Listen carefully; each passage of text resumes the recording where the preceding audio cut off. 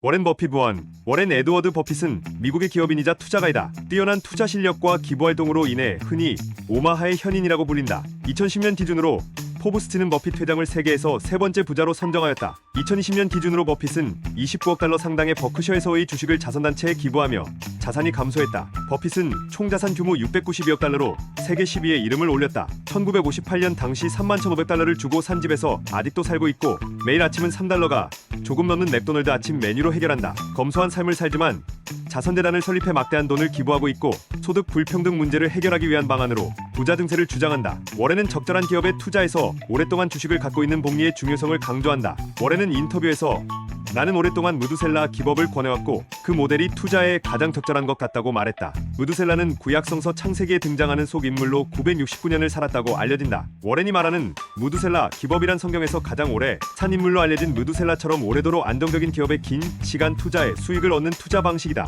워렌은 10살 때 $1,000도 수익률 10%의 복리를 적용하면 10년 뒤엔 2,600달러, 50년 뒤면 11만 7,400달러가 된다는 걸 깨달았다며 돈을 이렇게 버는 거구나 하고 혼자 감탄했다고 말했다. 2006년에는 본격적인 기부를 시작한다. 버크셔 주가가 10만 달러를 돌파하고 버핏의 개인 자산 평가액이 400억 달러를 찍은 이 해에 버핏은 자신의 재산 가운데 85%를 자선재단에 기부하겠다는 약속을 한다. 마이크로소프트 공동 창업자인 빌 게이츠 회장이 세운 빌 앤드 멜린다 게이츠 재단에 재산 대부분을 기부하기로 한 것이다. 2010년에는 게이츠 회장과 함께 기부 약속 캠페인을 시작한다. 동료 억만장자들을 기부의 세계로 끌어들였고 2019년에 200여 명이 5천억 달러 이상의 기부 약속을 했다. 워렌 버핏은 1930년 8월 30일 네브래스카주 오마하에서 사업가이자 정치인인 하워드 버핏과 라일라 부부의 3남매 중 둘째로 태어났다. 아버지 하워드는 버핏이 6살 때 주식 통장을 선물해 돈에 눈뜨게 했다. 어릴 때부터 숫자, 계산에 천재적인 재능을 보였다. 워런은 어릴 적부터 돈에 관심이 많았고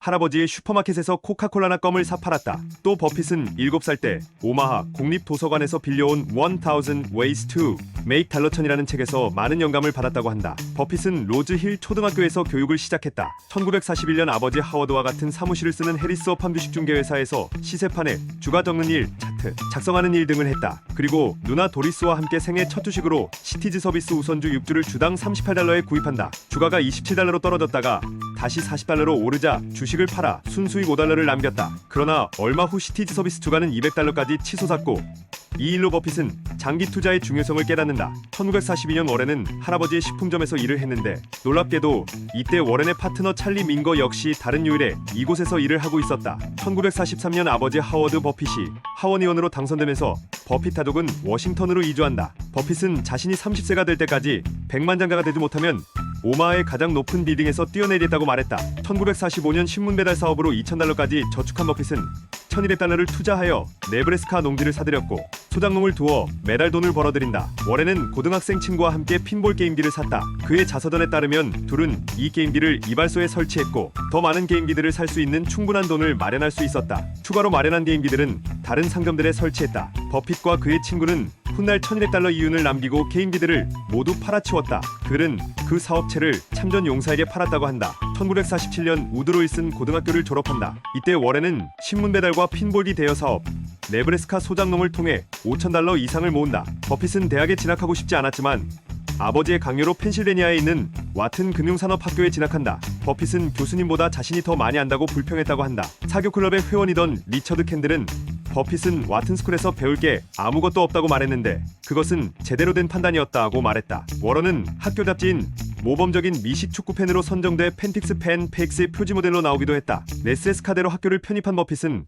하버드 대학원에 낙방한 뒤에 자신의 평생 멘토가 된 벤저민 그레이엄이 교수로 있던 뉴욕의 컬럼비아대 경영대학원에서 경제학을 공부했다. 그곳에서 벤자민 그레이엄이 개척한 가치투자 개념을 중심으로 투자 철학을 구상했다. 하버드 경영대학원 입학을 거절당한 버핏은 컬럼비아 경영대학원에 들어간다.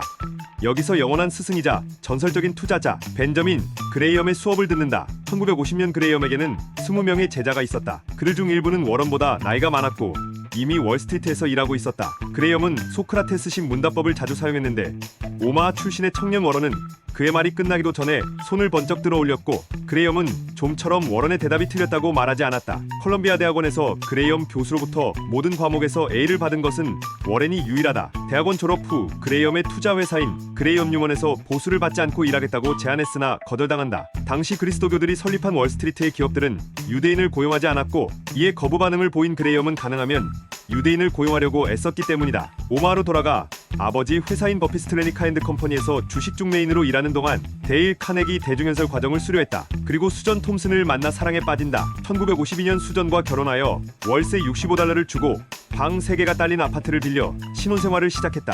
오래된 집이라 밤이면 쥐들이 돌아다녔다고 한다. 매우 검소하게 생활한 워런은 딸 수지 주니어가 태어났을 때는 옷장 안에 잠자리를 만들어줄 정도였다. 데일 카네기 강좌에서 연설 과정을 이수한 21살의 워런은 오마하 대학에서 투자 원칙을 가르쳤다. 63월에는 여러 학기 동안 강의를 했는데 주로 스승 벤저민 그레이엄의 현명한 투자자에 초점을 맞췄다. 1954년 그레이엄은 워렌에게 전화를 걸어 일자리를 약속했다. 워런은 공급에 대해서는 묻지도 않고 다음 항공기 편에 몸을 실었다. 68 뮤추얼 펀드인 그레이엄 뉴먼은 몇 가지 원칙에 따라 주식을 매수했다. 그레이엄이 가장 좋아하는 원칙은 기업의 운전자본보다 3분의 1이 낮은 가격에 거래되는 주식을 찾는 것이었다. 그레이엄 뉴먼에서 워런은 모든 일에 매우 빨리 움직였다. 함께 일한 하워드 뉴먼은 워런은 총명했지만 절대 잘난 척하는 법이 없었습니다. 그레이엄과 비슷했죠. 라고 말했다. 그레이엄은 워런이 제자들 중에서 가장 뛰어나며 자신과 워런은 서로 비슷한 점이 있다고 생각했다. 76 그레이엄은 워렌의 아들이 태어났을 때 영화 촬영기와 영사기를 선물했다. 78 그는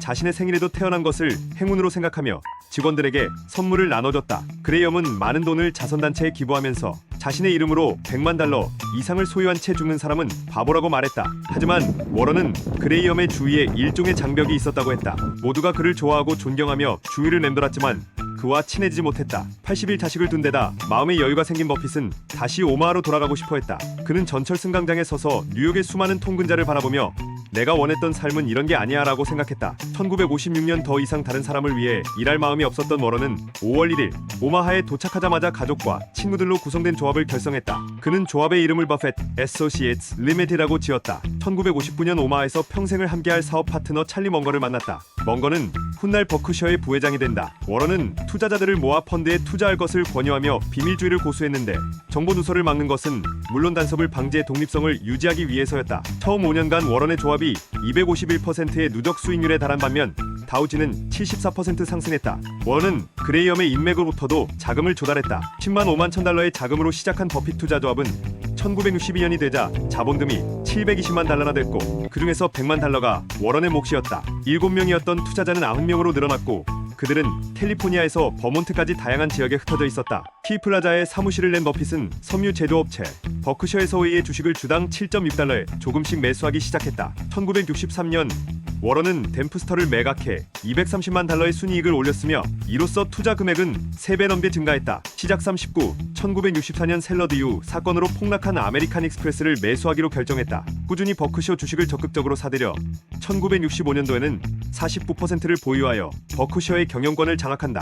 이때부터 버크셔는 그의 투자 회사로 변신한다. 1963년에 39%라는 놀라운 수익을 거뒀으며 1964년에는 28%의 수익을 올렸다. 당시 $2,200만 운영하고 있던 버핏의 개인 순자산은 $400만 육박했고 이미 꽤 큰 부자가 돼 있었다. 1965년 버핏의 투자 조합은 다우지수보다 33%나 높은 수익을 올렸다. 다음 해에 버핏은 36%나 앞섰다. 10년간의 다우지수가 122% 상승할 때 버핏 투자 조합의 누적 수익은 1156%에 달했다. 1966년 조합원들에게 보내는 편지에서 더 이상 조합원을 받아들이지 않겠다고 밝힌다. 1967년 초 버핏은 조합원들에게 새로 설립된 일부 뮤추얼 펀드의 실적이 자신의 투자 조합보다 더 좋다고 말했다. 워렌은 연간 다우지수를 10% 앞서겠다는 목표를 낮췄지만 1967년 다우지수를 17% 앞질렀다. 수익 중 많은 부분이 아메리칸 익스프레스에서 나왔다. 월트 디즈니에서도 55%의 수익을 올렸다. 1968년 상승장이 힘을 잃었을 때에도 버핏 투자 조합은 59%의 수익률을 기록했다. 1969년 상승장의 정점에서 빠져나오는 게 현명하다고 판단한 버핏은 투자 조합을 그만두겠다고 발표했다. 버크셔에서웨이와 다이버시파이드 리테일링 두 건의 투자만 제외하고 모두 현금화하여 조합원들에게 투자 자금을 돌려주었다. 이 두 건에 대해서는 주식으로 지분을 소유할지 현금화할 것인지를 선택할 수 있게 했으며 버핏은 주식을 택했다. 폭스차이들콘을 매각하고 얼마 후 버크셔를 지주회사로 탈바꿈 삭혔다. 투자 조합을 운영한 마지막 해인 1969년에 버핏은 7%의 수익을 올렸다. 5월까지 1000 근처에서 맴돌던 다우는 1969년 말 800으로 폐장했다. 1970년도 버크셔 주식의 29%를 소유한 워렌은 회장이 되었고 처음으로 연례보고서를 발표하고 주주들에게 편지를 써서 보내기 시작했다. 생애와 커리어 1973년 워렌의 우려대로 활황기의 주식시장이 대폭락, 애널리스트들은 해고당했으며 니프티 피프티마저 무너진다. 이때 워렌은 마치 상품 진열대에서 물건을 쓸어 담듯 주식을 매수한다. 그렇게 다시 본격적인 투자를 선언하며 워렌이 어린 시절 배달하던 신문 워싱턴 포스트의 주식을 매입하여 가장 큰 사회 투자자가 됐다. 1977년 블루칩 스탬프스 이름으로 이브닝 뉴스 주식을 매입, 쿠리어 익스프레스와 신문 전쟁을 벌여 승리한다. 이 무렵 아내 수전은 자신의 삶을 시작하기 위해 샌프란시스코로 떠나지만 2004년 사망할 때까지 공식적인 아내의 역할과 버크셔의 이사로서 적극적으로 활동한다. 그리고 버핏은 부인 수전의 소개로 훗날 두 번째 부인이 되는 에스트리드 맨크스를 만난다. 1979년 약세장임에도 버핏 주식의 주가는 상승, 버크셔는 주당 $290였고 버핏의 재산은 장부상 1억 4천만 달러가 됐다. 하지만 버크셔에서 받는 연봉 $5만 생활했기 때문에 먹고 살기가 빠듯했으며 그럼에도 버크셔 주식은 단 한 주도 팔지 않았다. 1982년 보유재산 2억 5천만 달러로 포브스 선정, 미국 부호 82위에 오른다. 1983년 5.68달러로 사들인 워싱턴 포스트의 주식은 $73로 치솟고 버크셔의 주가도 주당 $1310달러까지 오르면서 버핏의 자산은 6억 2천만 달러가 됐다. 버크셔 주식 분할 압력을 받지만 파이를 조각낸다고 가치가 늘어나는 것은 아니라며 단호히 거부한다. 포니처마트를 인수하여 섬유공장 인수의 실수를 만회했다. 1985년 ABC와 캐피털시티즈의 합병을 성사시키고 월드북으로 유명한 스콧 패처를 매입했다. 버크셔에서 오이는 적은 수익을 이유로 섬유사업에서 철수하게 되는데 이는 버핏이 손실을 경험한 몇 안 되는 거래로 기록됐다. 1987년 10월 19일 이른바 검은 월요일로 불리는 주식 대폭락으로 매도 주문이 시장을 마비시켰다. 이해 버핏은 살로몬 브러더스에 7억 달러를 투자하는데 그때까지 그가 한 투자 중에 가장 큰 금액이었다. 1988년 불경기에 대한 우려가 만연했으나 개의치 않고 다시 주식 투자에 나선다. 버크셔는 10억 2천만 달러어치, 즉 코카콜라 전체 주식의 7%를 매입했다. 3년 후 코카콜라 지분은 37억 5천만 달러로 치솟는다. 1989년 버크셔의 주가가 주당 4,800달러에서 6개월 만에 66% 상승해 8,000달러에 이른다. 이로써 버핏은 39억 달러 가치의 자산을 보유하게 됐다. 1990년 보유재산 42억 달러로 포브스가 선정한 세계부호 2위에 오른다. 1992년 살로몬 브러더스 불법 채권거래 사건을 해결하고 회사를 회생시키는데 온 힘을 쏟는다. 1993년 보유재산 총 152억 달러로 포브스가 선정한 세계 최고 부자가 된다. 2위는 마이크로소프트의 빌 게이츠였다. 1998년 온스당 4.32달러라는 650년 만에 가장 저렴한 가격으로 1억 2,970만 온스의 은을 사들였다. 2007년에 은 가격은 3배로 뛰었다. 2001년 버크셔에서의 보험 사업부는 9.11 테러로 약 22억 달러의 손실을 본다. 2002년 110억 달러 규모의 통화선물 계약을 체결했다. 이 계약으로 2006년 4월까지 20억 달러 이상의 수익을 올렸다. 2004년 아내 수전이 구강암 치료 후 뇌졸중으로 사망했다. 2005년 포브스 선정 세계의 거부 2위에 오른다. 1위는 마이크로소프트의 빌 게이츠 회장, 버크셔에서의 보험 사업부는 카트리나, 리타 등의 허리케인으로 인해 약 25억 달러의 손실을 본다. 2006년 버크셔 지분의 85%를 5개 자선재단에 순차적으로 기부하겠다고 발표. 그 중에 6분의 5를 비랜드 멜린다 게이츠 재단에 기부했다. 그리고 버핏은 오랜 동반자였던 에스트리드와 재혼한다.